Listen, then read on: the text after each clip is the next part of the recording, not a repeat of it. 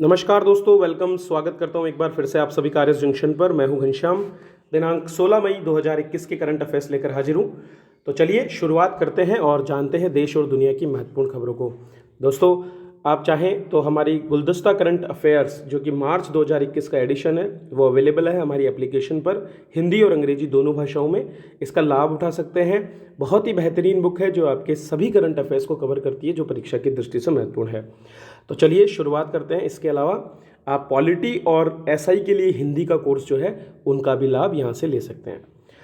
तो 51वां प्रश्न, निम्नलिखित में से किसे निर्वासित तिब्बत सरकार का नया सिक्योंग या प्रधानमंत्री नियुक्त किया गया है?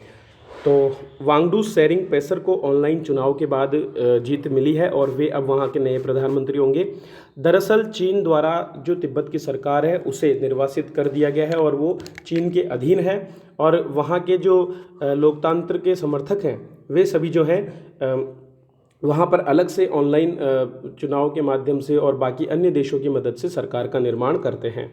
तो तिब्बतियों को पेपा सेरिंग के रूप में उनका नया सिक्योंग या प्रधानमंत्री मिल गया है। वर्तमान में निर्वासित तिब्बत सरकार के प्रधानमंत्री डॉक्टर लोब्संग सांगे का कार्यकाल 26 मई को खत्म होगा और इसके बाद पेपा सेरिंग नए प्रधानमंत्री के रूप में शपथ लेंगे। पेपा शेरिंग ने हमेशा बौद्ध धर्मगुरु दलाई लामा की मध्य मार्ग की नीति का समर्थन किया है। पेपा शेरिंग का भारत से भी संबंध रहा है क्योंकि उनका जन्म कर्नाटक के ही एक रिफ्यूजी सेटलमेंट में हुआ था। वे निर्वासित तिब्बत संसद में 2 बार अध्यक्ष भी रह चुके हैं। विटली अवार्ड्स, ये अवार्ड हाल ही में प्रदान किया गया। विटली अवार्ड 2021 के विजेता हैं नागालैंड के पर्यावरणविद नुकुल फोम। तो 5 लोगों को ये अवार्ड दिया गया जिनमें एक नुकुल फोम भी है, और उन्होंने जो है अमूर फाल्कन नामक एक पक्षी के संरक्षण के लिए काफ़ी कार्य किया है।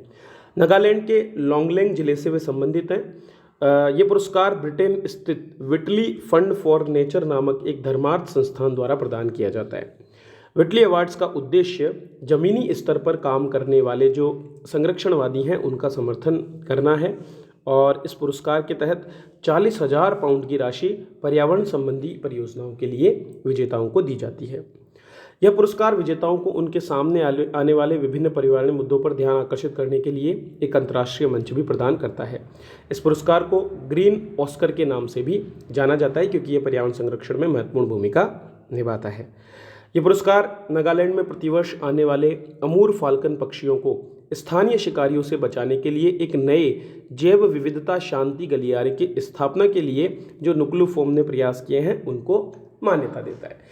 देखिए दोस्तों, जो अमूर फाल्कन है ये दरअसल साइबेरिया जो है, पूर्वी साइबेरिया और चीन के जो क्षेत्र हैं वहाँ पर प्रजनन करता है, और वहाँ से एक लंबी उड़ान उड़ते हुए भारत और श्रीलंका के ऊपर से होकर अरब सागर से होते हुए दक्षिण अफ्रीका जाता है।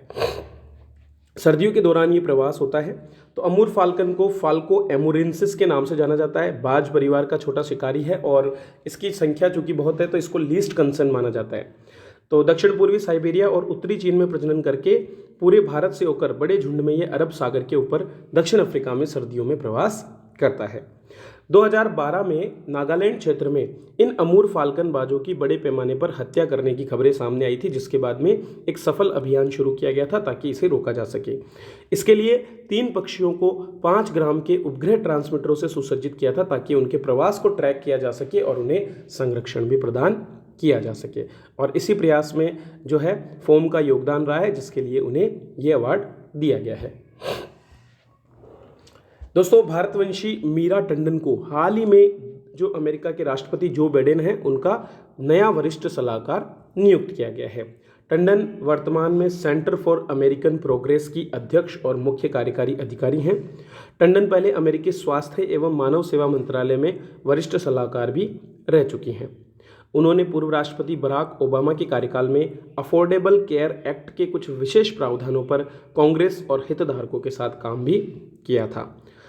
उन्होंने अमेरिका के पूर्व राष्ट्रपति बिल क्लिंटन के कार्यकाल में व्हाइट हाउस में घरेलू नीति की सहायक निदेशक और प्रथम महिला मतलब जो बिल क्लिंटन की पत्नी थी उनकी वरिष्ठ नीति सलाहकार के रूप में भी काम किया। टंडन ने यूनिवर्सिटी ऑफ कैलिफोर्निया से बीएससी और येल लॉ स्कूल से कानून की डिग्री हासिल की हुई है। दोस्तों हाल ही में चीन द्वारा मंगल की सतह पर सफलतापूर्वक लैंडर और रोवर को उतारा गया है जिसका नाम है झुरोंग। तो तियानवेन-1 नामक जो मिशन था चीन का, जिसने पहली बार कक्षा में प्रवेश किया और इसके बाद में सफलतापूर्वक अपना लैंडर और रोवर मंगल की सतह पर उतारा है। इसके साथ ही चीन अमेरिका के बाद मंगल पर यान उतारने वाला पहला देश बना है, अर्थात दुनिया में दूसरा ऐसा देश जिसने सफलतापूर्वक मंगल पर लैंडिंग की है। लैंडर रोवर झुरोंग के साथ पैराशूट की मदद से नीचे उतरा और वायुमंडल से 7 मिनट में लैंड हुआ। यह मंगल के यूटोपिया प्लेनिशिया नामक स्थान पर लैंड हुआ है।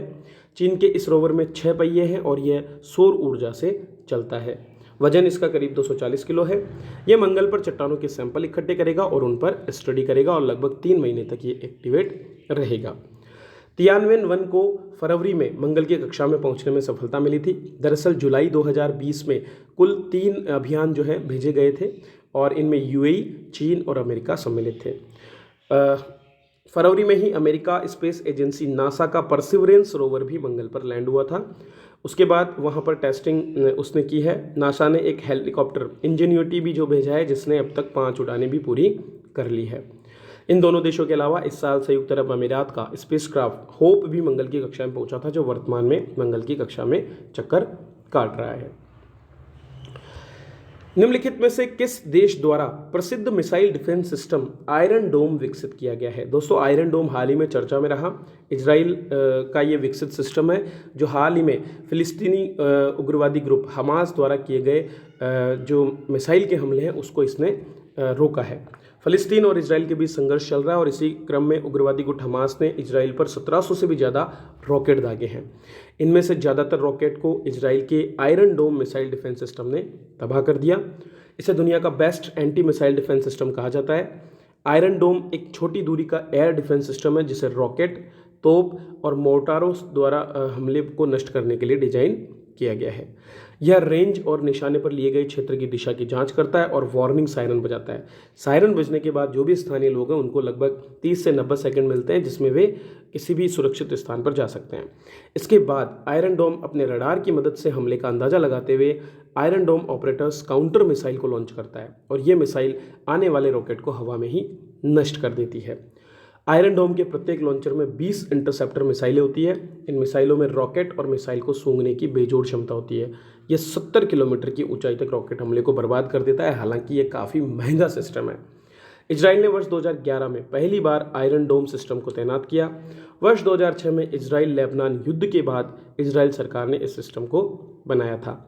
हाल ही में अमेरिका के लिए भी इजराइल आयरन डोम बना रहा है जिसका नाम स्काई हंटर रखा गया है। विश्व खाद्य पुरस्कार ये हाल ही में दिया गया और इसकी विजेता है भारतवंशी डॉक्टर शकुंतला हरक सिंह थिलस्ट्रेड। दोस्तों उन्होंने जलीय खाद्य प्रणाली में मछलियों की छोटी जो प्रजातियां हैं उनके बेहतरीन प्रजनन को जो है तैयार किया है, जिससे जो कम आय वाले देशों में जो छोटे मछुआरे हैं उनको काफ़ी लाभ मिलेगा और इससे खाद्य प्रणाली में जो खाद्य की व्यवस्था है वो भी संभव हो पाएगी। तो भारतीय मूल की वैश्विक पोषण विशेषज्ञ हैं डॉक्टर शकुंतला हरक सिंह, जिन्होंने विश्व खाद्य पुरस्कार 2021 जीता है। डॉक्टर शकुंतला थिलस्ट्रेड द्वारा बांग्लादेश में छोटी देशी मछली प्रजातियों पर शोध किए गए हैं और इसके माध्यम से उन्होंने एक पोषण संवेदनशील दृष्टिकोण का विकास किया है। इसके परिणाम स्वरूप एशिया और अफ्रीका के लाखों संवेदनशील छोटे लोगों को बेहतर आहार भी मिल पा रहा है। अगर विश्व खाद्य पुरस्कार की बात करें तो यह विश्व भर में भोजन की गुणवत्ता, मात्रा या उपलब्धता में सुधार करके मानव विकास सुनिश्चित करने वाले व्यक्तियों की उपलब्धियों को मान्यता देने वाला पुरस्कार है। इसमें $2,50,000 के नगद पुरस्कार के अलावा प्रसिद्ध कलाकार और डिजाइनर शाउल बास द्वारा डिजाइन की गई एक मूर्ति भी प्रदान की जाती है। तो दोस्तों ये हैं आज के बेहतरीन करंट अफेयर्स जो मैंने आप तक पहुंचाए। इनको लाइक और शेयर करना आपकी जिम्मेदारी है और ऐसे करंट अफेयर्स लाना मेरी जिम्मेदारी है। तो सब्सक्राइब करें हमारे चैनल को, बने रहें इसी तरह हमारे साथ और ज़्यादा से ज़्यादा दोस्तों तक इसे शेयर करें।